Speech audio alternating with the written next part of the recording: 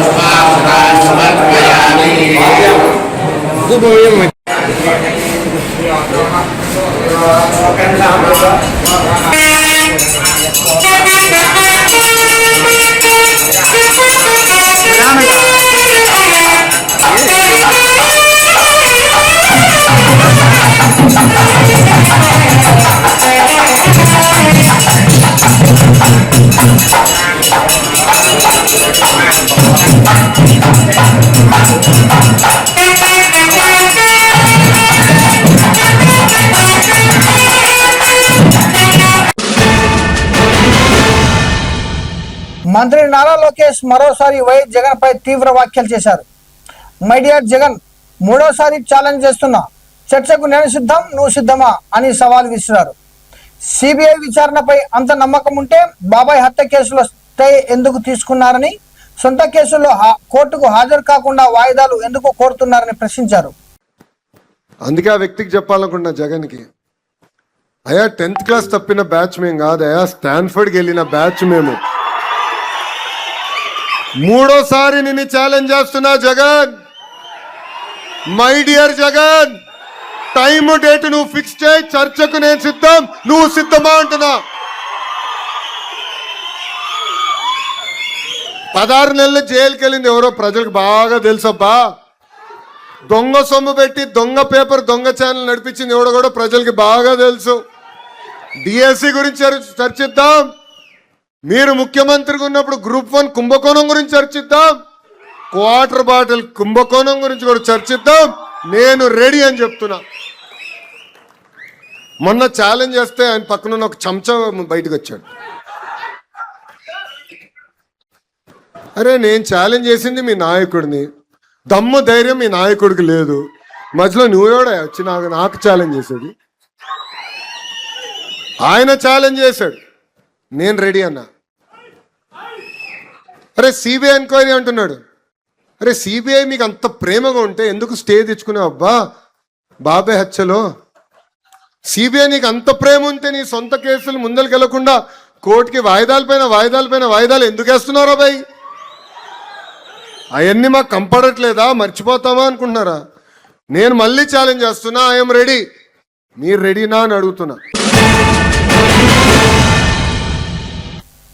నంద్యాలలో మత సామరస్యాన్ని పరిరక్షించేందుకు బసవరాజుపై చట్టపరమైన చర్యలు తీసుకోవాలని ప్రజాస్వామ్య లౌకిక ఐక్యవేదిక అదనపు ఎస్పీకి వినతిపత్రం అందజేసింది. సోషల్ మీడియాలో వైరల్ అవుతున్న వీడియోలు, పోస్టులపై దర్యాప్తు చేసి భారతీయ న్యాయ సంహిత 2023, సమాచార సాంకేతిక చట్టం 2000 ప్రకారం చర్యలు తీసుకోవాలని కోరింది. జిల్లా శాంతి భద్రతలు, మత సామరస్యాన్ని కాపాడాలని ఐక్యవేదిక విజ్ఞప్తి చేసింది.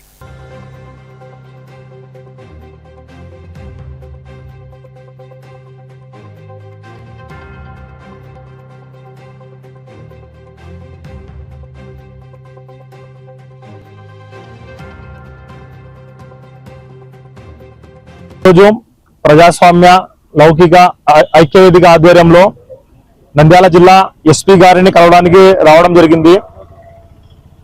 ముఖ్యంగా నంద్యాల రాష్ట్ర వ్యాప్తంగా శాంతి భద్రతలకు నిలమైన స్థానము. దానితో పాటు మత సామరస్యంలో నంద్యాల ఎల్లప్పుడూ ముందుంటుంది. మత సామరస్యాన్ని చెడగొట్టడానికి మరియు మతాల మధ్య చిచ్చు పెట్టడానికి ఎన్నో శక్తులు కుళ్ళు కుతంత్రాలు చేస్తున్నా కూడా నంద్యాల ప్రజలు సమన్వయం పాటిస్తూ అన్ని మతాలు కూడా నంద్యాలలో కలిసిమెలిసి చూస్తున్నారు. దానికి భంగం కలిగించడానికి కొంతమంది మూర్ఖులు, ముఖ్యంగా ఒక సైకో లాంటి వ్యక్తులు ప్రయత్నం చేస్తున్నారు. అటువంటి వ్యక్తులకు గురించి కంప్లైంట్ ఇవ్వడానికి ఈరోజు రావడం జరిగింది. మొన్న మహానందిలో ఒక విషయం జరిగింది. ఒక ముస్లిం యువకుడు మహానందికి వెళితే అతనిని ఘోరంగా కాగ పట్టుకొని కొట్టడానికి ఒక వ్యక్తి ప్రయత్నించాడు. దాన్ని లౌకిక ఐక్యవేదిక ఖండిస్తుంది. ఆలయాలు కానీ, మసీదులు కానీ, వేరే ప్రార్థనా స్థలాలు కానీ ఎవరికి వారి హక్కు ఉంది. వారి సెంటిమెంట్ ని ఎవరు అగౌరవపరచకూడదు. మహానంది చూసుకుంటే కొన్ని సంవత్సరాల నుంచి చాలా మంది అక్కడికి అన్యమతస్తులు కూడా వెళ్తుంటారు. ఒకవేళ అక్కడ అన్యమతస్తులు రాకూడదంటే ఓకే, మీకు ఇష్టం లేకుంటే అక్కడ ఒక బోర్డు పెట్టి వాళ్ళ రకం రాకుండా నివారించండి. అంతేగాని ఈ విధంగా వాళ్ళ మీద కొట్టినట్లుగా మరియు అది చేసి నేను ఒక హీరో అనుకున్నట్లుగా చేసుకోవడం చాలా తప్పు. దీన్ని మేము ఖండిస్తున్నాము. ఈ వ్యక్తి ఎవరైతే దీనికి పాల్పడినాడో ఇతను ఒక మానసిక రోగి, మతాల మధ్య చిచ్చు పెట్టే సైకో. ఇతని ఫేస్బుక్ ఐడి మీరు చూసి తీస్తే 24 గంటలు మతం మీద విద్వేషమే. నంద్యాలలో గొడవలు ఎట్లా పెట్టాలి, హిందూ ముస్లింల మధ్య ఐక్యతను ఎలా చెడగొట్టాలి, మతాల మధ్య ఎలా గొడవలు పెట్టాలనే ప్రతిరోజు 10 పోస్టులు పెడుతుంటారు. దీనివల్ల ఏం ప్రయోజనము? మనకేమైనా ఈ మతాలు కానీ ఇవేమి కానీ మన యొక్క తిండి పెడుతున్నాయా, ఉద్యోగాలు ఇస్తున్నాయా? ఏం లేదు కదా. దీని మీద నువ్వు పెట్టే శ్రద్ధ నీ యొక్క ఇంటి మీద, నీ యొక్క సమాజం మీద పెడితే బాగుంటుంది కూడా మేము చెప్తున్నాము. దానితో పాటు ఎస్పీ గారికి కూడా ఇటువంటి సోషల్ మీడియా హ్యాండిల్ల ద్వారా సమాజంలో హింసను మరియు అశాంతిని రేకెత్తిస్తున్న ఇటువంటి మానసిక రోగులను వెంటనే ట్రీట్మెంట్ ఇప్పించాలని ఎస్పీ గారు కూడా చెప్తున్నాము. మరియు ఇతను సోషల్ మీడియా హ్యాండిల్ ను కూడా బ్లాక్ చేయాలని కూడా లౌకిక ఐక్యవేదిక తరఫున మేము డిమాండ్ చేస్తున్నాము. ఈరోజు నంద్యాల జిల్లా కేంద్రంలో అత్యంత పుణ్యక్షేత్రమైన మహానంది దేవస్థానంలో జరిగిన ఒక సంఘటన పైన నంద్యాల జిల్లా ఎస్పీ గారికి ప్రజాతంత్ర లౌకికవాద సంస్థ తరపున కలవడానికి వినతి పత్రం ఇవ్వడానికి వచ్చాం. ముఖ్యంగా భారతదేశంలో రాజ్యాంగం డాక్టర్ బాబాసాహెబ్ అంబేద్కర్ గారు భిన్నత్వంలో ఏకత్వం, అన్ని మతాలకు అన్ని కులాలకు హక్కులను ఈ రాజ్యాంగం కల్పించింది. కాబట్టి ప్రతి ఒక్కరు కూడా వివిధ మతాల మధ్య చిచ్చు పెట్టకుండా హిందూ, ముస్లిం, క్రిస్టియన్ అందరూ సమానమే. భారతదేశంలో పుట్టిన ప్రతి ఒక్క పౌరునికి హక్కులున్నాయి ఈ దేశంలో.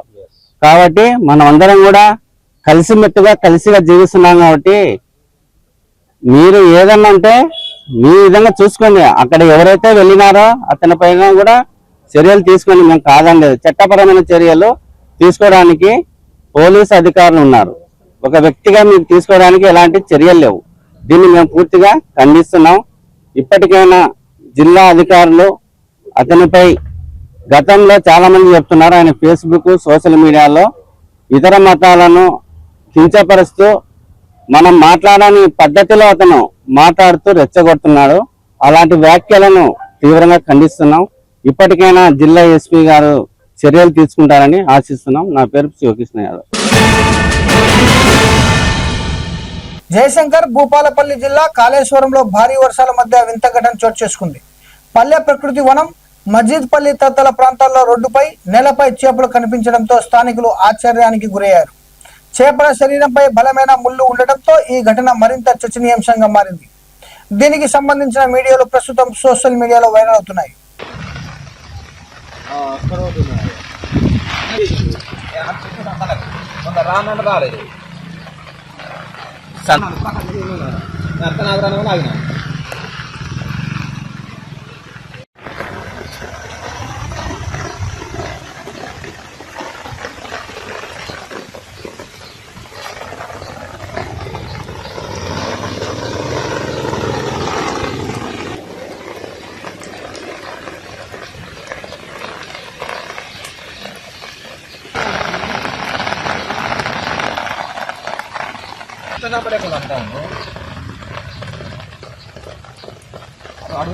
అక్క వీడియో తీస్తా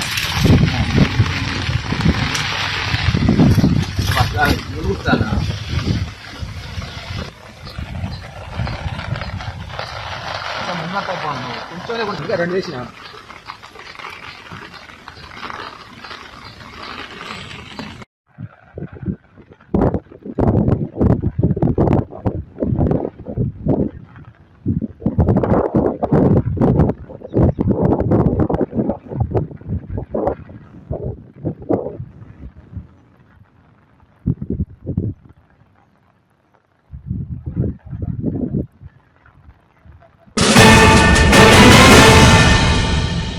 యాదాద్రి భువనగిరి జిల్లా మోత్కూరులో నెల రోజులుగా తాగునీటి సరఫరా నిలిచిపోవడంతో మహిళలు భారీ బిందెలతో ఎంఆర్ఓ కార్యాలయం ముందు ధర్నా చేపట్టారు. మిషన్ భగీరథ పైప్ లైన్లు దెబ్బతిన్నా అధికారులు పట్టించుకోవడం లేదని మండిపడ్డారు. తాగునీటి సమస్యను వెంటనే పరిష్కరించాలని, అప్పటి వరకు ఆందోళన కొనసాగిస్తామని స్పష్టం చేశారు.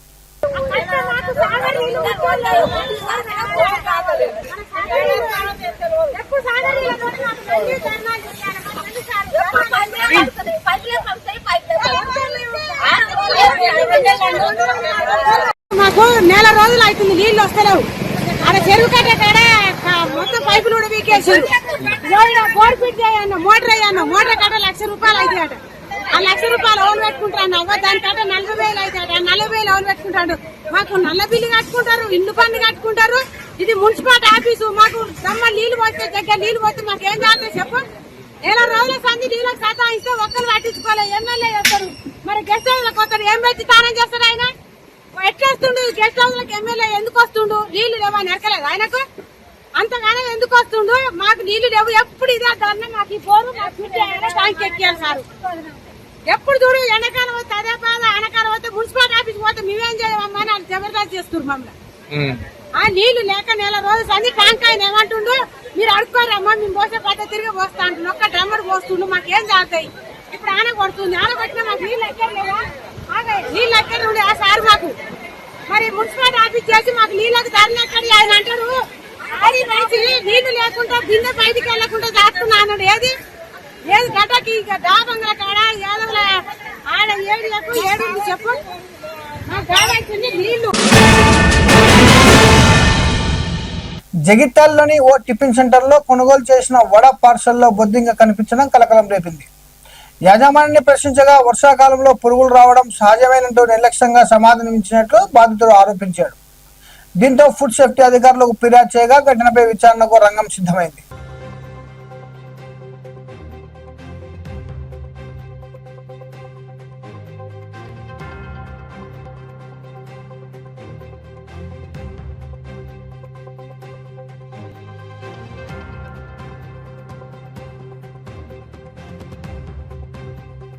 శ్రీనివాస్ టాకీస్ ముందు ఒకటి దోశ సెంటర్ అని ఒక బండి ఉంటుంది. ఒక ప్లేట్ ఇడ్లీ ఒక ప్లేట్ వడ తీసుకొని పోయినాము. ఇంటికి పోయి పార్సల్ ఓపెన్ చేయగానే వడతో పాటు పొద్దుంక కాలిపోయి మీదనే ఉంది.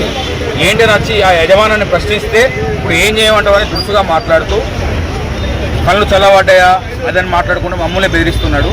అంటే మరి ఇప్పుడు దీన్ని ఏం చేయమంటావు అంటే నేనేం చేయాలంటున్నాడు. మరి ఇంత పట్టి లేనోడు, ఇంత ఒక వ్యవస్థ మీద అవగాహన లేనోడు ఈ దంద వేసుకోడు ఎందుకు, ప్రజల ప్రాణాలతో చిరగలవడం ఎందుకు? ఇది ఎంతవరకు కూడా కరెక్ట్ కాదు.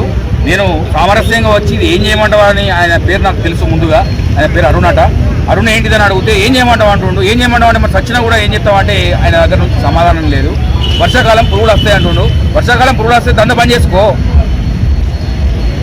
బంద్ చేసుకొని ఇంకా వండుకోవాలి. కానీ మా పేద ప్రజలతో నువ్వు ప్రాణాలతో చిన్నగలవడం అంటావా? సరే వర్షాకాలం బొద్దింకలు వస్తాయి, బొద్దింక వచ్చింది టిఫిన్లో, బొద్దింక వస్తుందా? దయచేసి ఇది ఫుడ్ ఇన్స్పెక్టర్ గారి దృష్టికి తీసుకువెళ్తాము. ఈ తగిన చర్యలు తీసుకొని మరి వారు ఏం చేస్తారో వారి విజ్ఞతకి వదిలిపెడుతున్నాము. ఇది చాలా డేంజర్ పరిస్థితి. ఇది బొద్దింక రావడం ఈ టిఫిన్లో ఆయన అడిగితే ఆయన ఆయన ఇష్టం ఉన్నట్టుగా సమాధానం చెప్తున్నాడు. ఇది ఎంతవరకు కూడా కరెక్ట్ కాదు. హైదరాబాద్ అత్తాపూర్ ఎన్ఎంగూడలోని పానీపూరి సమోసా తయారీ యూనిట్లపై హెచ్ఫాస్ట్ జిహెచ్ఎంసీ ఫుడ్ సేఫ్టీ అధికారులు దాడులు నిర్వహించారు. లైసెన్సులు లేకుండా అపరిశుభ్ర వాతావరణంలో నాసిరకం ముడి పదార్థాలతో తయారు జరుగుతున్నట్లు గుర్తించారు. దీంతో 10 కిలోల సమోసాలు 15 కిలోల పానీపూరులను నిర్వీర్యం చేసి ఫుడ్ సేఫ్టీ చట్టం 2006 కింద చట్టపరమైన చర్యలు ప్రారంభించారు.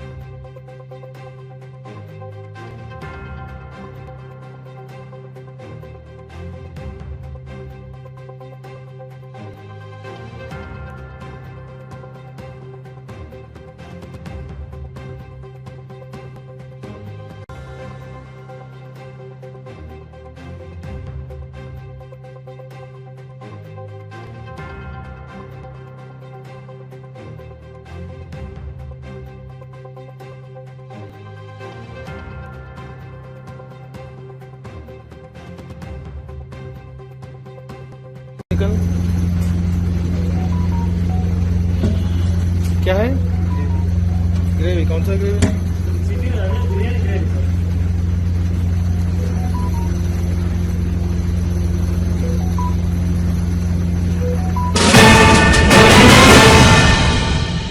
విశాఖ ఎయిర్పోర్ట్ కు చేరుకున్న వైఎస్ జగన్ కు పార్టీ నేతలు, కార్యకర్తలు, అభిమానులు ఘన స్వాగతం పలికారు. జగన్ రాకతో ఎయిర్పోర్ట్ ప్రాంగణం జనంతో కిక్కిరిసిపోయింది. అభిమానులకు అభివాదం చేస్తూ ముందుకు సాగిన జగన్ కు శ్రేణులు ఘనంగా స్వాగతం పలికాయి.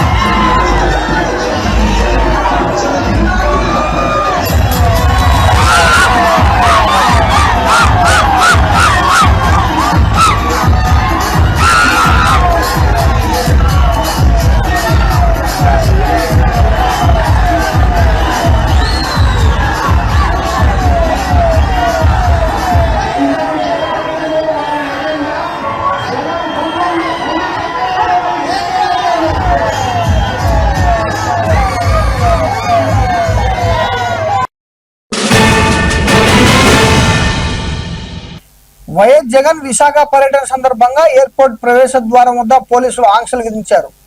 గాజువాక వైసీపీ ఇన్ఛార్జ్ తిప్పల దేవన్ రెడ్డితో పాటు మాజీ ఎమ్మెల్యే వాసుపల్లి గణేష్ కూడా పోలీసులు అడ్డుకున్నారు.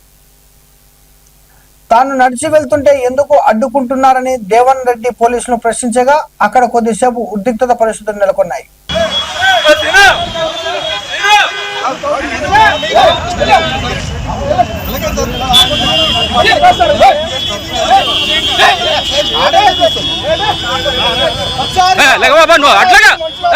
అట్లాగండి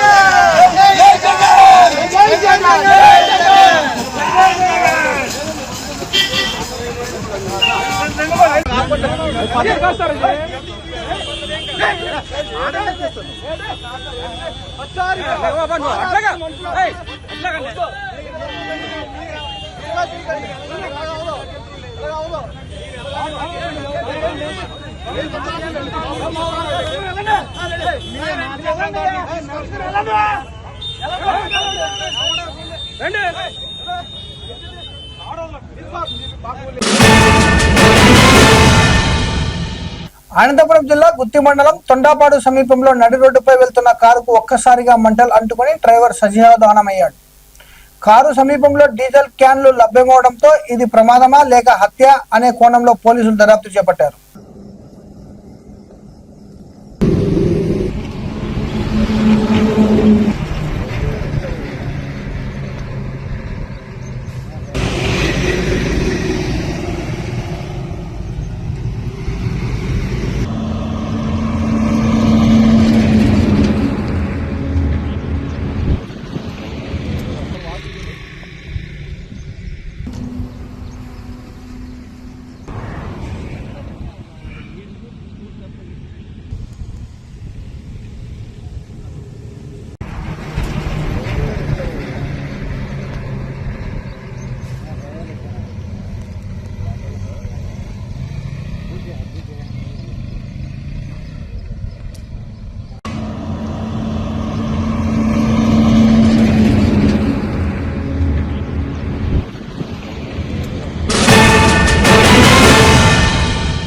పార్వతీపురం మన్యం జిల్లా కోమరాడ మండలాన్ని నాగవల్లి నది రెండుగా విభజిస్తుంది.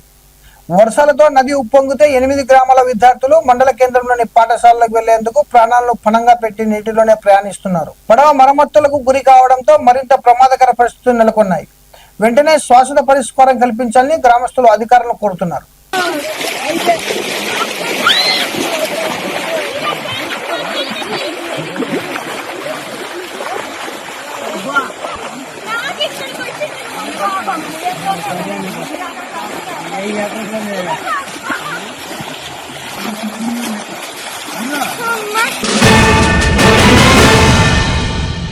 ఎల్నివో ప్రభావంతో నంద్యాల జిల్లాతో తీవ్ర వర్షాభావ పరిస్థితులు నెలకొన్నాయని సిపిఐ జిల్లా కార్యదర్శి ఎన్ రంగనాయుడు తెలిపాడు. జిల్లాను వెంటనే కరువు జిల్లాగా ప్రకటించి రైతులకు పరిహారం, పంటల బీమా, ఉపాధి హామీ పనులు కల్పించాలని డిమాండ్ చేశారు. అలగనూరు రిజర్వాయర్ మరమ్మతులు, హంద్రి, నీవా పనులు, తాగినీటి సమస్యలను వెంటనే పరిష్కరించాలని కోరారు.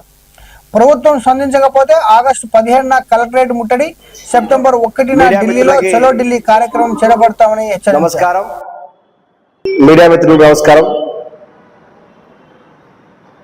భారత కమ్యూనిస్ట్ పార్టీ సిపిఐ నంద్యాల జిల్లా జనరల్ బాడీ కార్యవర్గ సమావేశం 26వ తేదీ బనగానపల్లి పట్టణంలో చాలా ఉత్సాహంగా నిర్వహించడం జరిగింది. అందులో కొన్ని కీలకమైన నిర్ణయాలని తీసుకోవడం జరిగింది. ఈ సమావేశాలకి సిపిఐ రాష్ట్ర కార్యదర్శి ఈశ్వరయ్య గారు హాజరు కావడం జరిగింది. అందులో ఈ జిల్లాలో రైతాంగం ఎదుర్కొంటున్నటువంటి సమస్యల మీద, పేద ప్రజలు ఎదుర్కొంటున్న సమస్యల మీద ఒక తీవ్రమైనటువంటి ఉద్యమాన్ని చేయాలని అందులో కార్యాచరణ కూడా రూపొందించడం జరిగింది.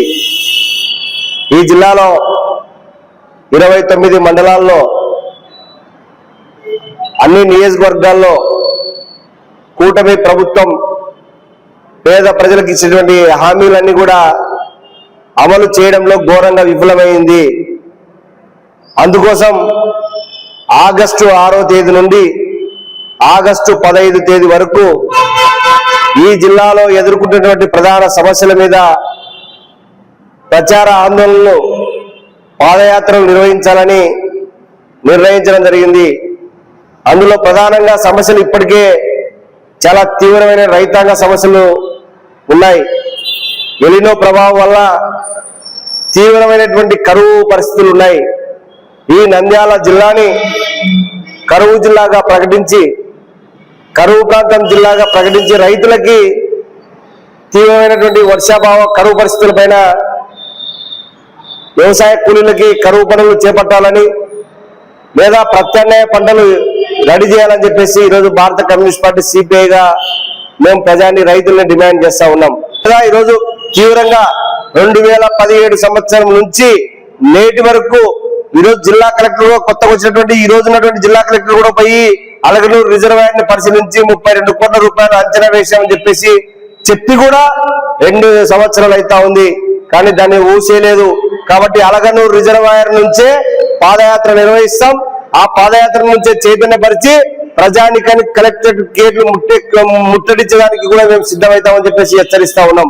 లేదా అత్యంత కరువు ప్రాంతమైనటువంటి డోన్ నియోజకవర్గంలో హంద్రినీవ ప్రాజెక్టు ద్వారా చెరువులు నింపుతామని చెప్పేసి ఎన్నో వాగ్దానాలు చేశారు. ఇంతవరకు ఒక్కటి కూడా మీరు అమలు చేయలేదు. ముఖ్యమంత్రి అప్పుడున్నటువంటి ముఖ్యమంత్రి ఆ రోజు ముఖ్యమంత్రిగా జగన్మోహన్ రెడ్డి వాళ్ళు ఈరోజు కోట్ల రూపాయలు ఖర్చు పెట్టి ఈరోజు నీళ్లు ఇస్తామని చెప్పారు. కానీ ఇవ్వలేదు.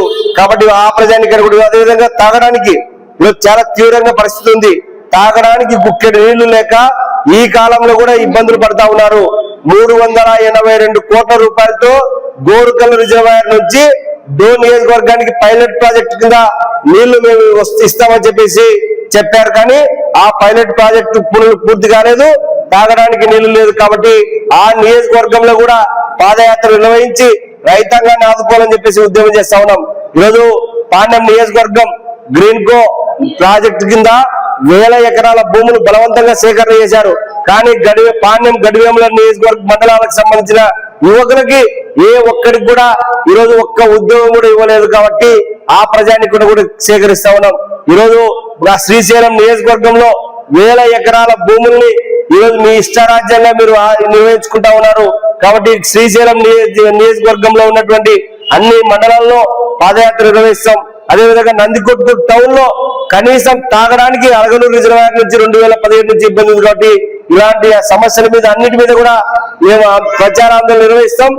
ఆగస్టు 15వ తేదీన కలెక్టరేట్ కార్యాలయం ముట్టడిస్తామని సమస్యలు కూడా సిపిఐ కార్యకర్తలు వచ్చేటువంటి ప్రజానికి మీ దగ్గరికి వస్తా ఉన్నారు. మీరందరూ కూడా సమస్యలు చెప్తే మిమ్మల్ని అక్కడ పరిష్కారం కోసం పెద్ద ఎత్తున ఉద్యమం చేస్తాం. ఈ సమస్యల పరిష్కారం కోసం ఆగస్టు 18 నుంచి 28 వరకు ఈ జిల్లాలో ఉన్నటువంటి మా పార్టీ ప్రజా సంఘాలు, మహిళా సమైక్య, రైతు సంఘం, వ్యవసాయ కార్మిక సంఘం, అదేవిధంగా విద్యార్థి యువజన సంఘాలు అన్ని సంఘాల తరఫున సమస్యలు తీసుకొని 28వ తేదీ వరకు ఆందోళన నిర్వహిస్తాం. అవసరమైతే ఈ సమస్య మీద సెప్టెంబర్ 1వ తేదీన ఢిల్లీలో కూడా నంద్యాల జిల్లా సమస్యల మీద జంతర్ మంతర్ దగ్గర ఆందోళన చేపడతామని చెప్పేసి హెచ్చరిస్తా ఉన్నాం. మరిన్ని అప్డేట్ కోసం చూస్తూనే ఉండండి వివిడి న్యూస్ టీవీ, ప్రజల కోసం ప్రశ్నించే గొంతుని.